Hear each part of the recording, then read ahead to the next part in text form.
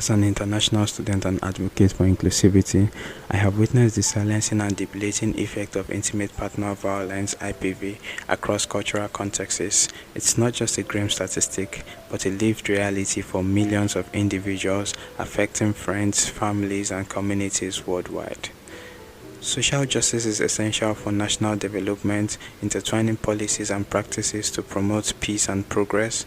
This goal is instrumental in addressing IPV, a widespread issue that impedes peace, human rights, and socioeconomic development, aligning to SDG 16.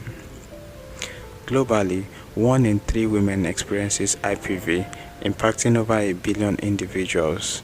Among survivors, 30% endure physical violence, 10% are raped, 11% are stalked, and 49% face psychological abuses. However, women with disabilities face even greater risk due to their heightened vulnerability.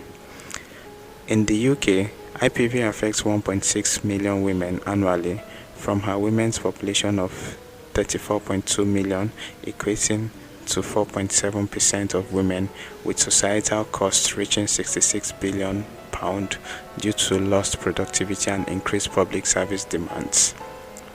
In contrast, IPV affects 30.2 million women in Nigeria, from a women's population of 110 million, equating to 27.5%.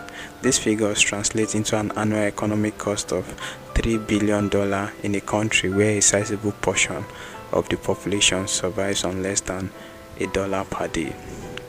IPV's complexity is rooted in economic, cultural, and psychosocial factors. Diving into the economic factor, which depicts financial dependency being a significant barrier for survivors trying to escape abusive relationship, magnifies questions as why is your partner and the mother of your children being abused? With this question asked, it is believed in some cultures women are to take care of the home, raise the children, and rely financially on the males while men work. Violence often arises when this conventional gender order and duties are altered to exert his authority and control, which has a ripple effect on the society by having the mischievous acts recycled by children who witness such in the environment they grew up, giving a direct correlation of economic factor linking with psychosocial behavior.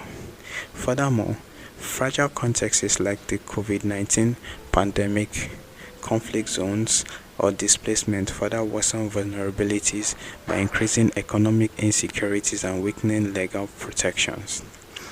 However, the global costs of living crisis, which has seen an increased rise in inflation, food insecurity, and housing instability, has magnified IPV's prevalence with heightened household stress and conflicts, creating environments conducive to violence. Financial constraints often trap survivors in abusive relationships due to lack of resources like housing or legal aid, particularly in countries with limited support systems like Nigeria. Despite these challenges, initiatives in the UK as Scottish Women's Aid (SWA) and Women's Budget Group shows the potential for effective intervention by providing direct support to survivors through shelter, advocacy, and public education, integrating survivor-centered approaches into frameworks like Scotland's Equally Safe strategy, aligning with local needs has led to improved reporting rates and better outcomes for survivors, addressing inequalities and barriers to women's employment through better intersectional pay gap reporting. In contrast, the Women's Safe House Sustainers Initiative in Nigeria faces significant barriers, including inadequate funding and limited governmental collaboration. Without cohesive policy support, its impacts remain limited, highlighting the difficulty of addressing IPV in resource-poor settings. In conclusion, this research reveals the global decadence of IPV, its exacerbated impact on both high-income and low-income countries being rooted in a range of complexity from economic, cultural, and psychosocial factors, answering key questions to why IPV is being perpetuated and the global challenge that has harnessed it.